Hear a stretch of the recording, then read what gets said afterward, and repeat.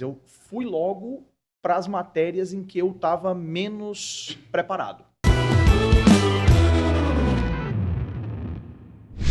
Fala um pouquinho mais sobre essa preparação aí. Como que estava a tua rotina? Trabalho, estudo, você dava aula lá na turma que você estudava também? Como que foi a preparação para o concurso do Senado especificamente? Foi uma preparação muito diferente no pré-edital e no pós-edital. Foi completamente diferente. E foi uma preparação muito diferente dos outros concursos que eu já tinha feito, porque esse já era um concurso com um perfil diferente, eu já dava aula há bastante tempo, então eu já sabia um pouco mais algumas coisas que fazer. Mas o que eu fiz? Eu fui logo para as matérias em que eu estava menos preparado.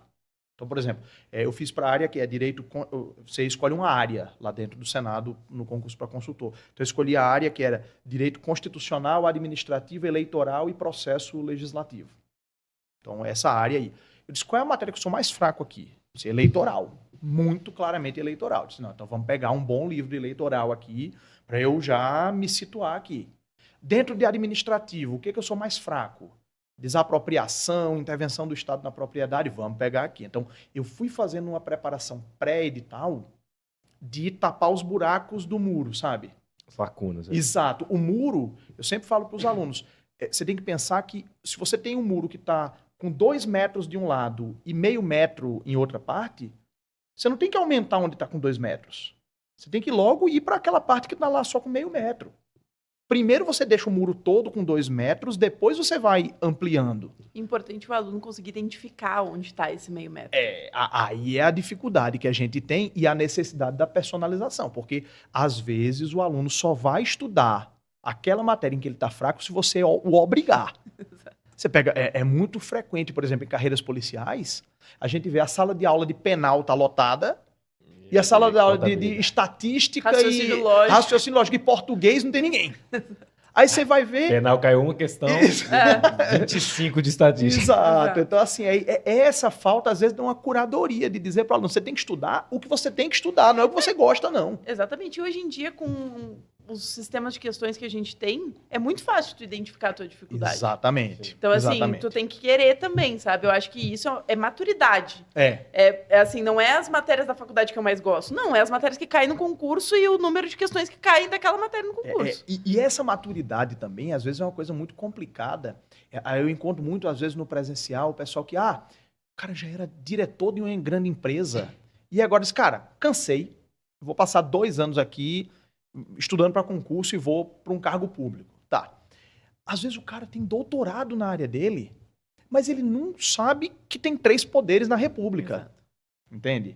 Então, assim, até a pessoa se situar nisso daí leva um tempo, dá uma baqueada. Porque, por exemplo, direito constitucional, a parte que cai na maioria dos concursos é 2º, 3º semestre do curso.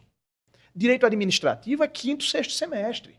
O cara já viu introdução ao direito, já viu sociologia do direito, já viu filosofia. Então, você fala de uma antinomia, ele sabe o que é. Você fala de um ato administrativo, os elementos do ato, ele sabe os elementos do ato do direito civil. O cara que cai direto nisso, os elementos do ato, como assim? Então, é uma maturidade que não tem jeito, tem que ir ganhando aí. Então, eu disse, vou primeiro reforçar o que eu estou mais fraco. Eleitoral, administrativo, em constitucional vou dar uma aprofundada, vou buscar uma pós-graduação, tudo. Aqui, saiu o edital, aí eu cheguei pro pessoal do cursinho e disse, olha, vamos reduzir aqui essa carga horária. Porque eu era analista do MPU, pedi férias, sempre contei com o apoio incondicional da minha esposa, Patrícia. Na época também, diga-se de passagem, eu não tinha filhos ainda, que é realmente um sugador de tempo, né? Uns 3 meses. Rapaz, eu vou te dizer, e é sempre assim, tá? Não, porque assim, eu vão nem tenho mudando esperança as de melhora. necessidades. Então, quando eu não tinha filhos, também era outro jeito de estudar, tinha mais tempo disponível, tudo. Sempre contei com o apoio de Patrícia para ir, não, vá lá, tira férias, olha, vou tirar férias, não vou... Férias. Não, beleza. Apesar de que viajou, né? teve a viagem para Paris. Viajou para Paris no pós-edital? No pós-edital. Que isso. O professor Márcio Michele chegou para mim e disse, se você viajar para Paris no pós-edital e passar na prova, eu digo que você é corajoso. Depois que eu passei disso aí, diga que eu sou corajoso. Mas aí foi também uma coisa assim, eu estava no pós-edital, eu já tinha reduzido a carga horária de aula, tinha estudado, aí pós-edital é ritmo alucinante. Aí eu já fui fazer todas as provas de português da FGV, já fui fazer todas as questões, ver o que estava caindo de eleitoral, já fui num outro estudo mais focado, mais pragmático. Foi muito claro para mim, aquela prova de 2012, ela tinha um mínimo por matéria, que eliminou muita gente. Porque não era o mínimo por prova, conhecimentos básicos, era o mínimo para cada matéria. Então aí eu disse, cara, eu tenho que ser estratégico, tem que ser cirúrgico, tem que pegar o edital e vamos lá no que precisa. Muita gente em português, né? Muita gente em português, muita gente em atualidades. Que não era nem atualidades, bizarro, era mundo contemporâneo. Exatamente. Que pode cair qualquer coisa. Acho que foi até o Fernando Mesquita que contou que caiu não lembro. Nessa prova do Senado. Pô, isso aí foi... 5º episódio? Mas eu acho que foi... Como assim, você não lembra do episódio número 2? 60. Mas eu acho que foi ele que falou, aí ele ficou de cara e fez pra câmara, pra taquígrafo, que era o que caía mais português. Agora virou ponto de honra, né? Exatamente. E aí, nesse pós-edital, aí eu tinha comprado já a passagem pra gente ir pra Paris. Segunda viagem internacional da gente, e Paris e tal, 3 semanas antes da prova. Aí eu disse, cara, não vou desmarcar essa viagem, não. Vamos lá. Não foi uma viagem tão longa assim, passamos 7 dias, tudo. E eu disse, não vou levar livro. Não vou levar nenhum material para estudar. Porque se eu levar material para estudar, eu nem vou curtir as férias, nem vou estudar. Foi a melhor coisa que eu fiz.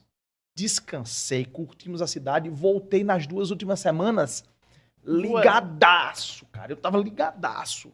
Como que era a tua rotina? Cara, nessas 2 semanas aí? Nessas 2 semanas era assim, acho que eu acordava assim umas 9 horas, eu gostava de, já que não vou dar aula, eu vou dormir até tarde para descansar, estar bem descansado. Estudava, eu nunca fui nessa época eu não era de cronometrar estudo, então eu estudava até onde eu aguentava. Aí pegava livro, questão de prova, ia resolver. Quando eu cansava do livro, vou fazer questões. Cansava das questões, vou dar uma pausa, porque eu estava com o dia, entre aspas, livre, né? Aí estudava até umas 6 horas da noite, mais ou menos. Aí, cara, quando dizia, não, já deu, tô cansado, tô dando murro em ponta de faca aqui, vou dar uma descansada, vamos... Então, essas 2 últimas semanas foram de estudo intensivo mesmo. E aí, quando eu passei, aí saiu o resultado da primeira etapa, tava lá, segunda etapa, aí é outro jeito de estudar. Aí gera prova, você tem que ver os pareceres, como é que estão saindo, redigir um parecer, já era uma coisa mais de treinar também os pareceres, estudar as publicações do Senado, como é que é um parecer da CCJ, o que eles estão discutindo sobre poder constituinte, sobre cláusulas pétreas e tal, e livro também para aprofundar, porque é um concurso vertical, né? E esse concurso tinha a prova de tradução do inglês e do espanhol, e tinha pontuação mínima também. Tanto que quando eu abri, o resultado saiu de madrugada, a primeira prova que eu fui olhar foi a tradução do inglês. Porque eu sabia que se eu tivesse feito a pontuação mínima na tradução do inglês, eu tinha passado. Era um texto em inglês e tinha que traduzir para português. Isso, exato. Eram 6 provas discursivas. Eram 3 pela manhã e 3 à tarde. Aí você tinha a tradução do inglês, um texto lá em inglês sobre políticas públicas para traduzir. Um resumo, que era um texto em português em 60 linhas, você tinha que resumir para 20. Um parecer da CCJ, que era em até 90 linhas. Uma discursiva clássica sobre um tema de direito constitucional, de 90 linhas. Uma dissertação sobre um tema geral, uma redaçãozinha clássica. Caraca. E a tradução do espanhol, que era sobre títulos verdes na Bolsa. E você reclamando de uma dissertativa argumentativa aí na prova do MPU, tá vendo? Olha só.